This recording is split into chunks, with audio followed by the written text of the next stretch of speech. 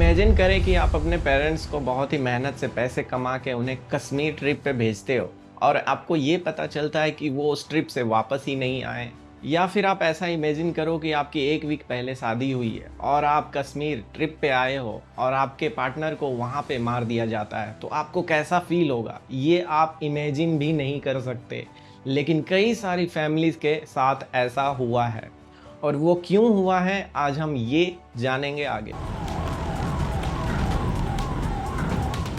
हाँ बच्चा, please ask for help. You okay? You need a water sir?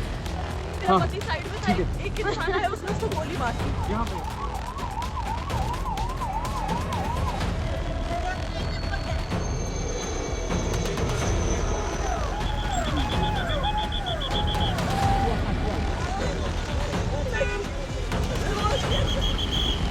और वो क्यों हुआ, उसके पीछे क्या रीजंस थे और क्या जो लॉ एंड ऑर्डर और सिस्टम की फेलियर है जो हम इस वीडियो में अभी समझेंगे। हम ऐसे तो कहते हैं कि हम मराठी हैं, हम बंगाली हैं, हम ये हैं, हम वो हैं। किसी भी और सिटी, चाहे आप बेंगलोर जाओ या फिर महाराष्ट्र जाओ या फिर कोलकाता जाओ, आप कहीं भी अगर आप जाते हो तो वहाँ पे आपको कन्नड़ी बोलना पड़ता है, और कहीं साउथ में आप जाओगे तो तमिल या तेलुगु बोलना पड़ता है। लेकिन जब टेररिस्ट ने उस इंडियंस को मारा तो वो सिर्फ इतना ही पूछ रहे थे कि आपका धर्म क्या है, अगर आप हिंदू हो तो उन्हें वो मार दे रहे थे। अब आप ऐसा सोचो कि हम रोज़ाना इस चीज़ को लेके लड़ते रहते हैं कि भैया आपकी ये लैंग्वेज है, आप मेरे से अलग हो, आपकी ये जात है, आप छोटे जात के हो, आप बड़े जात के हो। लेकिन जब टेररिस्ट की बात आती है तो वो ये सब नहीं देखते। पहलगाम को देख के तो पूरा देश ये सोच रहा है कि क्या हम कंट्री के अंदर सोचते हैं और क्या बॉर्डर पे होता है, उसमें बहुत ज़्यादा डिफरेंस है। कंट्री के अंदर लोग काफ़ी ईजिली सिंपली रहते हैं और बहुत ही अलग माइंडसेट से रहते हैं कि कुछ कोई और सोचता है, किसी के माइंडसेट कुछ और है, और दोनों इस बात को लेकर लड़ते हैं। जाति और धर्म को लेकर लोग लड़ते रहते हैं और लोग इसी चीज़ों में फंसे हुए हैं, और पॉलिटिशियंस को भी इसी चीज़ों में फ़ायदा मिलता है। उन्हें वोट्स इसी बेस पे मिलता है कि कौन उसकी जाति का है, और उन्हें उसी पे ज़्यादा वोट्स मिलते हैं। लेकिन रियलिटी कुछ और ही है।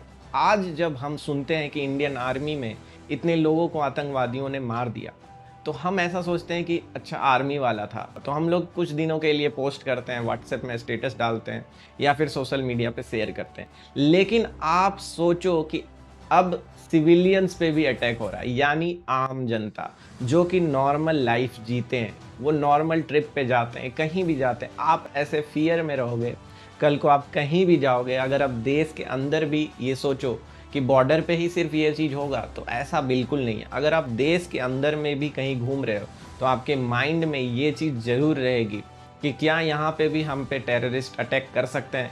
क्योंकि जब आप 26/11 की भी बात करते हो तो ताज होटल में कुछ लोग ऐसे ही नॉर्मली खाने के लिए या फिर होटल या फिर मुंबई घूमने के लिए आए होंगे, तो वहाँ पे भी टेररिस्ट अटैक जब हुआ था तो किसी ने ये इमेजिन नहीं किया था कि ताज होटल जैसे जगह पे भी टेररिस्ट अटैक कर सकते हैं। इसी चीज़ को देख के इंडिया में भी बाकी बहुत सारी कंट्री के तरह मिलिट्री ट्रेनिंग को कंपलसरी करना चाहिए स्कूलों में, और बचपन में ही अगर बच्चों को वो ट्रेनिंग दी जाएगी तो ये चीज़ें थोड़ा सा उनके अंदर आएगी। अब इस अटैक के बारे में भी हम ठीक से देखते हैं कि पहलगाम जैसा हॉटस्पॉट जो कि कश्मीर की घाटी कहा जाता है, जहाँ पे हम लोग घूमने जाते हैं, वो काफ़ी ज़्यादा डेंसली हॉटस्पॉट था जहाँ पे टूरिस्ट रेगुलरली आते थे। तो उन्होंने लोकल्स के सहायता से, अब ये डिटेल में अगर आप देखोगे तो लोकल्स की हेल्प के बिना ये पॉसिबल ही नहीं है। लोकल्स की हेल्प से टेररिस्ट बॉर्डर के काफ़ी अंदर आने के बाद टूरिस्ट पे टारगेट कर रहे थे, और इन सब के पीछे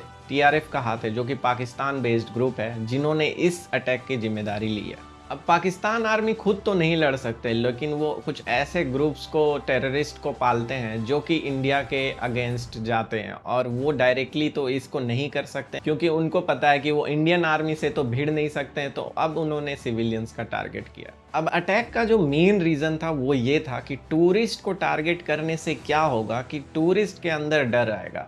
अब ये टूरिस्ट इंडिया और बाकी अदर कंट्रीज से भी होते हैं जो कि कश्मीर घूमने आते हैं। अब अगर टूरिस्ट को टारगेट कर दिया जाएगा, कोई भी टूरिस्ट कश्मीर में घूमने नहीं आएगा, तो वहाँ की इकोनॉमी काफ़ी ज़्यादा डाउन हो जाएगी, क्योंकि main source of income Kashmir के लिए टूरिस्ट ही है। अब वहाँ की इकोनॉमी अगर डाउन होगी, लोग वहाँ पे गरीब होंगे, अगर वो लोग अनएम्प्लॉयड होंगे, तो आप ऐसा समझो इस चीज़ को कि वो क्या बनेंगे उसके बाद। उनके पास सोर्स ऑफ इनकम नहीं है, तो टेररिस्ट ग्रुप उनको फंड्स देंगे और उसके बाद वो लोग टेररिस्ट ग्रुप को ज्वाइन करेंगे। ये उनका मेन प्लान है।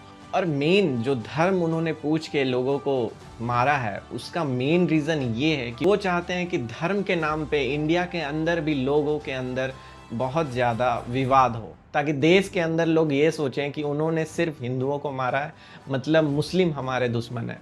बट ऐसा कुछ भी नहीं है, क्योंकि वो लोग चाहते हैं कि इंटरनली भी देश के अंदर लोग एक दूसरे के अगेंस्ट हो जाए, जो कि अगर वो लोग इस चीज़ में सक्सेस हो जाएंगे तो ये हमारी ही बेवकूफ़ी कहलाएगी। और आप इस चीज़ में ऐसा भी देखो कि चाइना का भी इन्वॉल्वमेंट है। अगर आप एक चीज़ जानते हो तो यूएस ने चाइना पे बहुत ज़्यादा टैरिफ लगा दिया। अब उस टैरिफ लगाने के कारण अब चाइना से तो ज़्यादा गुड्स इंपोर्ट नहीं होंगे। तो सभी को पता है कि यूएस जो है इंडिया से ट्रेड करेगा, क्योंकि यहाँ पे हम लोगों की रिलेशनशिप काफ़ी अच्छी है। तो चाइना ऐसा करना चाहता है कि चाइना ये दिखाना चाहता है कि इंडिया इज़ नॉट सेफ़, वहाँ पे सेफ्टी इश्यूज हैं, जिससे कि अगर पीस नहीं होगा, देश के अंदर थोड़ा सा प्रॉब्लम होगा, तो कोई भी कंट्री हमारे कंट्री से रिलेशन अच्छा मेंटेन नहीं करेगी। वो चाइना चाहती है।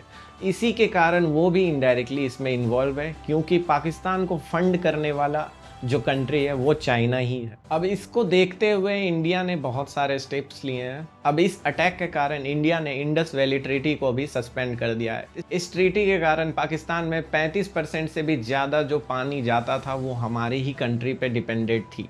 लेकिन ये ट्रीटी सस्पेंड होने के बाद अब इंडिया इसकी कोई जिम्मेदारी नहीं लेगी। अब धीरे धीरे इंडिया इन सारे रिवर्स को डाइवर्ट करेगी और अपने ही कंट्री में इन सब का डाइवर्जन कर देगी, सो दैट कि पाकिस्तान में बिल्कुल भी पानी नहीं जाए इंडिया से।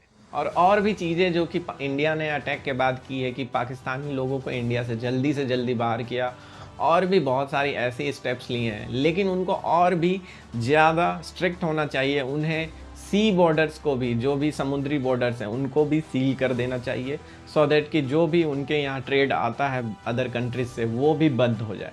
और शायद इतना करने के बाद पाकिस्तान को थोड़ी सी सबक मिले और वो इस चीज़ को लेके समझ जाए कि हम इंडियन से टकराना बिल्कुल भी ईजी नहीं है। उन्हें इसका मुंह तोड़ जवाब ज़रूर मिलना चाहिए। बाकी हमारे पीएम ने तो जो कहना था उन्होंने कह दिया, और जो भी स्टेप्स हैं वो ले रहे हैं। बाकी हम इंडियंस क्या कर सकते हैं? हम इंडियंस ऐसा कर सकते हैं, सिंपल है।